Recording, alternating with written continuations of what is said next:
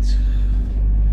Welcome everybody. This is the first video that I'm going to do in kind of a free-flowing journal sort of thing. I don't really have any plan as to what I'm going to talk about per se, but I feel like this might be a good way for me to put my thoughts and feelings into a format that does actually provide me with some assistance. And right now, today, I'm going to kind of give you a very honest version of what has happened and how I am dealing with it. So, I don't want to give you too much. Well, I'm going to give you the backstory anyway, because I think it's important.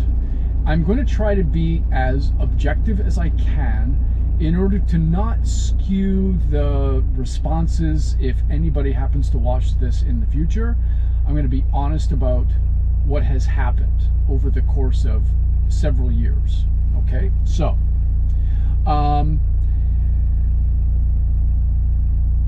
my wife is a teacher, and I'm a teacher. I'm a professor at a university. I do lecturing. I'm not tenured, but that's okay. It's fine. It's still a nice job. I do side jobs to make things to make the bills get paid on time. And one of the things that has been, or was, I should say was, because I'm talking about the past tense now, but one of the things that that happened was because of my wife's job at the high school, at her high school, she was spending a lot of time at the high school, and she was constantly working. I mean, 70, 80 hours a week, probably almost entirely on the weekends too. Never saw each other. I did try to, explain to her that I was having troubles, that, I'm lonely and that sort of thing. And a lot of that fell on deaf ears. In large part, that was because I was doing things that she didn't really like me doing, namely video games. And so she kind of gave me the cold shoulder about what everything was going on. So there was kind of like this kind of double vengeful thing going on. So I was doing X. She didn't like it, so she stopped responding to me, which forced me to stop responding to her.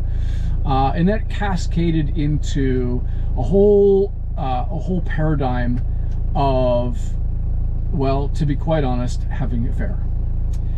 Two, in fact. And when the first one happened, we were able to reconcile well. We both realized that we made mistakes, and she did try to correct some of the mistakes that she made in order to bring that about, and so did I. Not perfectly, but it was a work in progress. And that lasted for about a month. And then the same pattern started happening again. And I was, to be quite honest, gobsmacked. Couldn't believe that after 4 to 6 weeks, after admitting the affair and everything that we went through, she essentially turned around and started doing exactly the same thing. And I was furious. I didn't know what to do. And also, it was a matter of me thinking to myself, well, she must really not care that much about the relationship relationship if she's now doing the same thing again? And that led me to affair number 2, because I thought I was being left hanging out to dry, so to speak. That there was nothing for me to really, wasn't really anything for me to do within the relationship. I could not have a relationship with a person who could not have a relationship with me, and so I thought, well, screw that. I'm going outside the relationship again. Now, was that my fault? Yep, sure, absolutely. I take full responsibility of that too, and I have owned up to that, and I've owned up to my failings. She and I did talk about having an open relationship where me going outside the marriage was not ideal. It was something that I could do, and part of that was her own determination in her job, and she was also physically and psychologically unwell, and so she couldn't really do anything bedroom related, I guess. And I mean, I understood that, but at the same time, we had a what's it called? Can't remember what the phrase is now. Just a second, I'm trying to think. A non-sexed marriage. There was no sex, there was no intimacy, there was nothing like that. Now, I understood that after time, a lot of that came from the fact that she didn't like what I was doing, and then so in a sense, she kind of weaponized intimacy against me, and I understand that now, because it was kind of her revenge, I guess, not because of the affairs, but because, I was playing games and I was huddled in my office a lot, and that's what I was doing, and she didn't like me using technology in front of the kids, all of that sort of thing, right? So she had this idea of what I needed to be. I had an idea of what she needed to be, and those things were just not mutually inclusive. We did not work well together in that regard, and we failed a lot in our relationship because of expectations. Now, after the second affair that I had, we really did work. We have worked. I think we've worked better, and we have tried to. We've tried to be a little bit more accommodating to each other, but there has been recently no affair. That's not on the table for me. But there has been time recently where I have become, again, significantly feeling like I'm ignored, that I'm not a priority, that I'm unhappy. And I've told my wife this, that I'm not happy. And she knows that. She knows that she's unable to fulfill certain things that I like to have fulfilled. And it's just something that she can't do, in large part because she's literally physically and emotionally and mentally exhausted, that she can't do anything. So I'm stuck in a sexless marriage. That's what it is. I'm stuck in a sexless marriage yet again.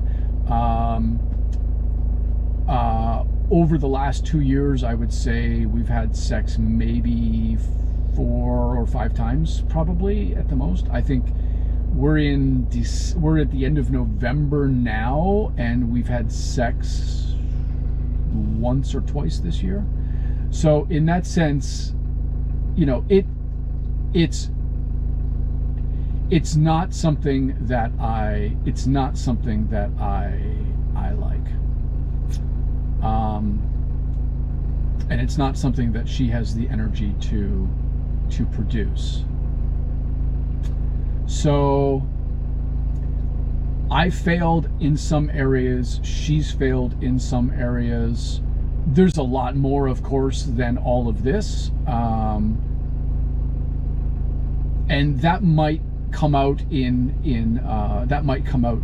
future video hot takes. But right now, that's just kind of laying the basic framework. So the way that I'm feeling now, and this goes to the more current situation, I feel, well, I'm beginning to understand that there are several dynamics going on in me that I need to address. And I'm going to do my best to use this video journal to talk about those things out loud. And for men out there in particular, okay, this is now, let me be very, very, very, very, very clear. This is not a video series to denigrate, to hate on, in any way, shape, or form the experience that my wife and I have had, nor am I going to do that and generalize to women at all. I will not do that, okay? And guys out there, if you're watching this, don't do that either. I think that just exacerbates the problem, because the problem that I'm having may be seen in other men and other marriages, yes, but that does not give us the right to carte blanche, broad strokes women and go down this path of dysfunction in ourselves because women are involved in this. Okay, I just do not want to do that. So you're not going to feel, if you're commenting on this, or if you're thinking about this is not a hate on women video series, and if that's what you want, then you can find it elsewhere. Okay. This is also going to be something that I want to do to empower myself without pulling down anybody else. That includes my wife. I think there's nothing wrong with women being built up, with women being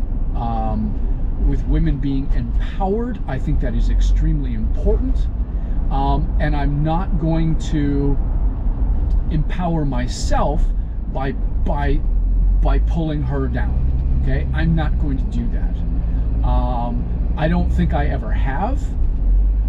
I'm a big believer of equity and equality. I'm also a big believer in personal transformation and accountability. And it takes two people to have a successful, thriving marriage, and it takes two people to have a failing one. Okay? It does, period. No matter what the problem is, it takes two to have a successful one and two to have a failing one. Now, I'm sure that you could argue rules to the exception, okay? I understand that there could be rules to the exception. And that might be in the cases where significant abuse is being meted out emotionally, psychologically, physically, etc., monetarily. That could be seen as a way to control. If that's the case, and if you're in a situation like this, woman, if you're in a situation like this, you need to find help. You need to get help. And men, if you're in the same situation, yes, men can be physically and emotionally abused by women, monetarily abused by women, absolutely. Get help, okay? But this does not mean that we tear down the other to lift ourselves up. We need to be accountable for our own actions, and that's what I'm here to do. I'm here to be accountable to me, not to my wife. I'm not here to be accountable to her. I'm here to be accountable to me and me alone. And if that accountability allows my wife and I to move forward in a better place, then that's great. However, if over the course of this series, as I'm talking to you about this, if that accountability that I want to have in myself does not glean responses or actions or things to in the other way, in the opposite direction, then that is a whole other series of conversations that we will have, and that I will have with you. Now, you will notice that I'm driving in the car. Obviously, this has gone on for 16 minutes so far, so you know that I'm driving in a car, and that's because I'm actually out going to another appointment. And I thought this would be a good chance for me to kind of lay the foundation and give you the framework that I'm operating in. And so where am I now, and where do I want to move toward? Okay, those are pretty big questions. So where are we now? Well, we are essentially in the same boat as we have been over the last, 5 to 6 years, to be honest. We still exist in a sexless marriage, which is very difficult for me. My wife thinks that sex is just something physical, and I completely disagree. There is so many other things that sex provides a marriage, and when you're not having that, that desire has nowhere to go, and it can create a lot of problems. So that's one issue that, as kind of a corollary issue with what is happening. Now, there's some other things as well that's going on, and I'm beginning to kind of unpack this, and have unpacked this over the past couple of days. What my wife and I are doing, over the next month is we are taking some quote-unquote time off from each other. Now, let me clarify what we're doing. We are not divorcing or separating. What we're doing is we are actually still together. We are with the kids. We are interacting, but we are kind of psychologically and emotionally detaching ourselves from each other a little bit in order to give us the space to think about ourselves, to think about the relationship, to think about the other person, to think about what we genuinely need in our life. And I suspect that after a month we will have a chance to sit down again and kind of take stock of where we were and what have we done, what have we learned about, and where do we want to go. And I think this is a really healthy thing. I've been listening to Esther Perel, and if you don't know Esther, oh my God, you got to start watching her, guys, because my God, this woman is incredible. There's a lot of things that she says that really kind of speak to me, personally speaking, and really kind of like give me those moments of, oh yes, that's how I understand my life. Because sometimes when we're in the thick of the emotional, the emotional turmoil, it is actually hard to put into words what it is we are feeling. And that is totally understandable, right? We've got this in here and we're not quite sure how to make of it. And suddenly we hear somebody else say something and we're like, oh, yes, that's what is going on. So Esther Perel has so many interviews on YouTube. I just type her in and start listening, guys. Seriously, this woman is an incredible voice. to give to us, and the tools she provides are quite incredible. Hello everybody, you've made it halfway to the video. Awesome, that's great. So before we keep going, I'd like to just chat a little bit, just a little bit, because if you've made it this far and you like the content that you see, I would really appreciate a subscribe and a like to the video. You guys know how the algorithm works, so it makes sense for you to do this. I'd really appreciate it. And as the channel grows, and I grow, and you grow, and we work together, we're building a better future for ourselves. Now back to the show. So one of the first things that I've started to do based on something that she said, and I'm going to leave a couple of links down below for other videos that you might want to check out, because I do believe she can be extremely helpful. And also it might be a way for us in the comment section to begin to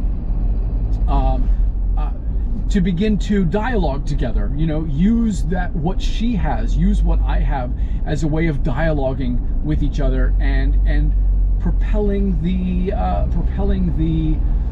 conversation forward. Now, if you're a woman and you're listening to this, I really want to hear your opinion too. This is not a men's only thing, you know. This is a relationship thing, and I want to hear, have you been in something similar, but just on the opposite end of that? Sorry, I'm going through a tunnel. And there we go, we're out of the tunnel. So have you been in something like this before, where you've been maybe in my position, but on the opposite side? You've been in the female side of all of this. If you have, then leave a comment below. Then we can have a really good dialogue that way. And I don't want to be exclusive. I want to be fully inclusive going forward. So shout out at me. If you think I'm an asshole, then you know what? Tell me. Or if you think I'm full of shit, then tell me. I want to hear about it. I want to know. Because the more voices, the more eyes we have on our problems, the chances are we're going to be able to see things that we've been blind to. And I think that is that ability to have these blinders on where we can't see things ourselves.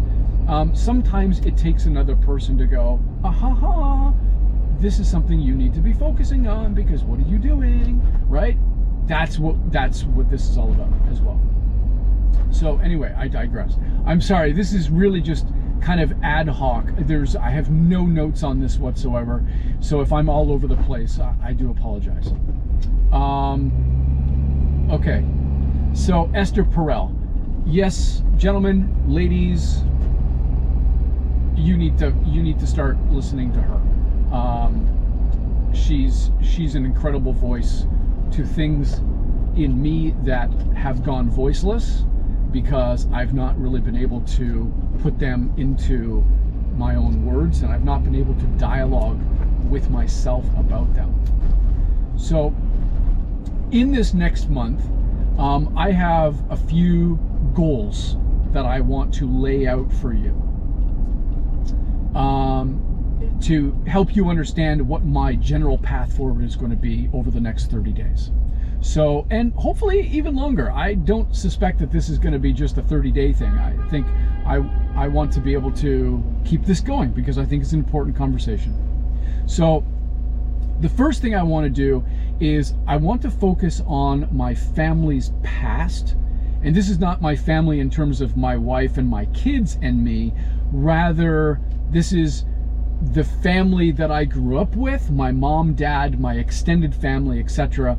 And I want to go into that a little bit and find out what are the microaggressions, what are the micro traumas that existed when I was growing up that created the relational psychology that I now possess as an adult, and am using that in the relationship. What tools or non-tools did I learn back then that I am unwittingly using now, positively or negatively, in my relationship? In my relationship with myself, and in my relationship with my wife and my kids. Now I will say, I'm not going to toot my own horn here, but I will say that I think I've done a pretty damn good job at my kids. I do not feel like I have let them go. I have spent a lot of time with them over the last 12 years. My son is 12, my daughter is 10, and they're awesome. I love my kids. I'm very, very grateful for them. Side note, my wife and I didn't want to have kids, and then we did, and I wouldn't trade it for the world. Now, that's not to say that everybody in a relationship where kids are off the table, and you don't want to have kids, fine, that's cool, man. It's no big deal whatsoever. I don't care, kids, no kids, single, married, whatever. So in that sense, it's not really that big of a deal to me. Let me just hang on. I gotta go in here for a second.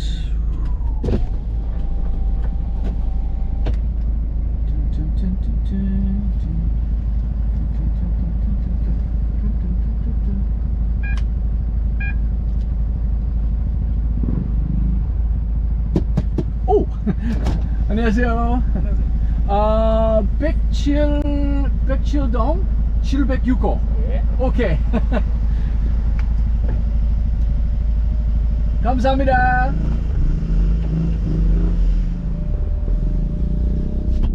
Sorry about that. I'm going into my next space here, so and I've got some time before my next appointment. I'm just going to sit in the parking lot and chat with you for as long as I can until at least my video card or the SD card runs out of space, and then I'll just add more later.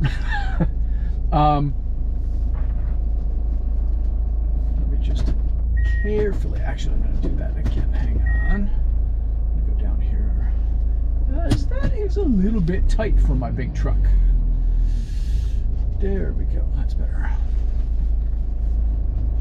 I could probably just edit this out, but you know what? This is just the day-to-day stuff that that as you are here with me, you get to see me just live my everyday life, right? So that's kind of cool. There we go. Okay. So where was I? Right. My goals. So the first goal, like I said, I want to understand my past family dynamic, the relationship with my parents and their relationship with each other, and what did that teach me about my relationships in the past and present. And I want to see what that extended family dynamic is and how that might have played a role in how I function today as a man in my marriage. Because as I have, I understood this intellectually in the past, but I think even now it's important for me to understand that that does have a huge impact on how you behave, how you interact with the current relational status that you have, and whether you are common law, whether you are legally married, whether you are in a long-term relationship, it doesn't matter, because we learn how to have a relationship from our parents, and that impacts how we have a relationship with our significant others or our children in the present day. So that's one area that I'm going to spend a little bit of time focusing on. The second area that I want to unpack for myself is, I think, a little bit of codependency in myself.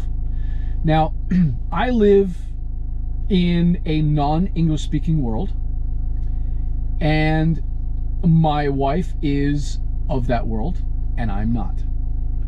And so that presents a unique cultural challenge to me.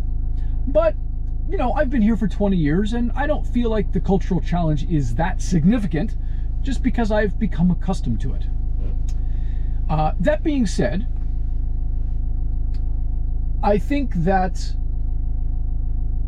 I grew up with a little bit of codependency, and I exhibit those qualities now because of my wife's schedule. And maybe this is kind of like what we could call practical codependency rather than emotional codependency.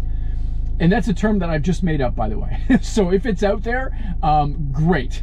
But what I mean by that is, because my wife's schedule is so tight and she's working constantly 60, 70, 80 hours a week, I often have to rely on breaks in her schedule to do anything, which means I'm very much dependent on her and what her schedule is in order for me and her, or us and the kids, to do anything. So I've gotten in the habit of not making plans for myself because I feel like, oh wait, you've got time, let's go do something, only to have her exhausted and not being able to, so I feel resentful because I've, quote unquote, wasted my day. All right? Now, maybe that's one of those things that I need to kind of eke out of, and that's the second part of what I'm hoping to do, is to separate myself in that sense, that I need to do things for me irregardless of what she's doing. And I think that is one of the big things that I want to work on over the next month. We've given each other space and time to essentially do whatever we want, within reason, of course. And I'm going to do that. I'm not going to waste my time. I'm not going to waste this month sitting around doing nothing. Now, there are times when that's what I will do because, you know, it's during the week or whatever. So yeah, I mean, that's fine. It's no big deal. You know, there's going to be downtimes, but also if I want to go camping, or I'm going to go overlanding, or I'm going to take an overnight trip or a weekend trip up to the big city, or I'm just going to go do stuff. I'm like, see you in 3 days. I'm gone. Bye bye, and do that. And I think I need to do that, and that's a real challenge for me. Not language-wise, not cultural-wise, but because I'm so used to the fact that I have to wait on someone else to help make the decision. I need to make this decision and just go do it. And guess what? You're coming along with me for the ride, because I'm going to bring this GoPro and we're going to go do it together. And I'm going to video log all of this stuff as I go through and express how I'm feeling. And because I think that's important for me. The third thing is, I really want to find out what makes me happy. And I intellectually understand that happiness is in here and it's not external to me. But I do know that the external things provide additional meaning on top of my happiness, but they don't make me happy in and of themselves. My relationship should provide me meaning.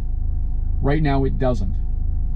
So, if my relationship doesn't provide me meaning, my marriage doesn't provide me meaning, maybe that's because I'm missing out something in myself first. As a teacher, I've often reminded myself that if something goes wrong in my classroom, I can't blame the students.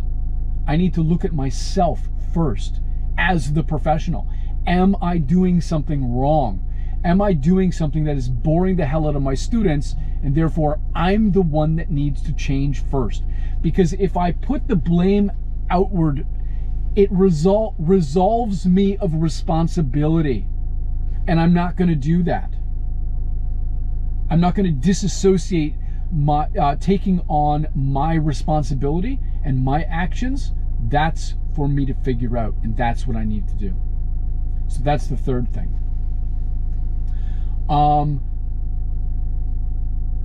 The fourth thing that I want to do over the course of the next month is begin to repair my own self-damage. My guilt, my feelings of inadequacy, my resentment. I want to understand those things in relation to me, not to blame, but how have they manifested in me, and what I need to do in order to change that. Because this is a process of becoming a whole person. And I think, to be quite honest, I have lost a lot of my personhood. And I'm about to get it back. And not in a vindictive, resentful sort of way, because I think that is utterly self-defeating, and it's only going to cause more harm. But I'm going to get myself back. Esther Perel said something really interesting. I was watching one of her videos today, and she said, what is it here? I've got it quoted here. So she was talking about her own life, and she said in one of the videos I was watching, she said, I could tolerate the lack of security better than I could tolerate the lack of freedom. And that just, bam, hit me right between the eyes. Because, to be quite honest, that is probably the essential difference between my wife and I. She needs security, and she's working her butt off to have security. But for me, security is secondary to having the freedom to be who I am. Now, can we have both? I think we can. How that manifests is going to be very different. How do I have security in myself first before security externally? How do I have freedom inside of myself first before I have freedom externally? I think these are two questions that are fundamental to this journey. Okay, I'm going to stop there.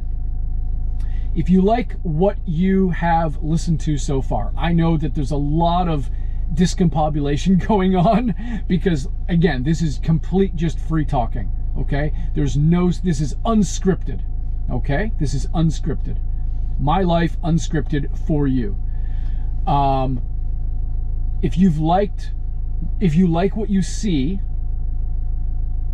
then subscribe to the channel. Talk to me. Let me know how you're feeling. I'm going to spend the time talking with you too. And I think we get into situations of maleness and man and what it means to be masculine, and we go the opposite direction of what we need to. Hey everybody, so you made it to the end of the video. Did you subscribe yet? Well, maybe you didn't, but you know what? It only takes a couple seconds to do. And the reason I'm asking is because if you've watched all the way through and this is something that really resonates with you and you want to be a part of this journey with me and my story and maybe your story, then why don't we do it together? What's the harm in that, right? Anyway, hit that sub button. I'd really appreciate it. Next time, we'll continue the conversation. Have a great day, everybody. See you later.